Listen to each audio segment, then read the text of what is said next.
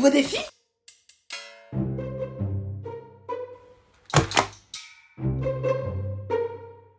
C'est le principe de la sécurité des voitures.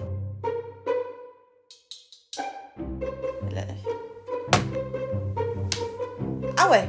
Ah ouais.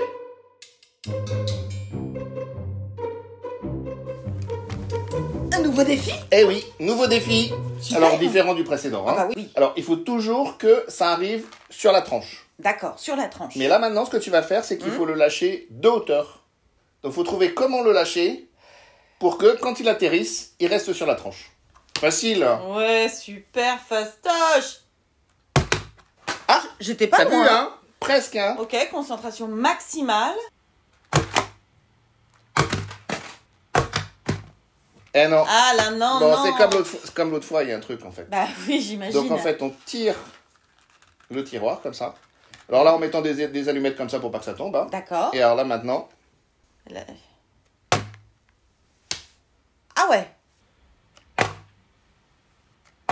J'imagine que c'est un phénomène Eh physique. ben oui, c'est la physique. Eh ben oui. Parce Alors, qu'en par fait, contre- ce qui se passe, c'est que tu vois que quand on a le tiroir, pour pousser le tiroir, ça frotte sur les côtés. Oui, Ça veut donc dire que quand la boîte, elle arrive ici, oui, au lieu d'arriver comme ça, oui, elle a une vitesse et elle va rebondir. oui. Parce qu'elle a toute son énergie encore. Eh oui.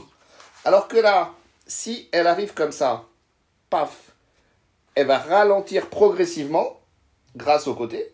Et quand elle va toucher la table, eh ben la vitesse, elle est presque nulle. Elle est à l'arrêt et donc elle ne rebondit pas. D'accord. C'est le principe de la sécurité en automobile. Ah oui.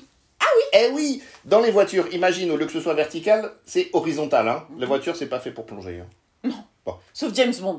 Ah ouais. Ouais, bon. Ouais. Donc la voiture, imagine, ici tu as la voiture, la carrosserie, et tu as l'habitacle avec les passagers. Ouais. Si la voiture, elle arrive, une voiture super rigide, Oui. elle arrive contre le mur, contre le projectile. Ici, elle va freiner stop net d'un coup. Donc ça veut dire que les passagers, ils vont être projetés super fort. Même s'il y a la ceinture de sécurité et l'airbag, il va falloir trop de distance pour les freiner. D'accord. Donc qu'est-ce qu'on va faire? Ici, on va avoir une carrosserie, là il y a le moteur, et la carrosserie, elle est faite pour se déformer, mais elle se déforme en résistant.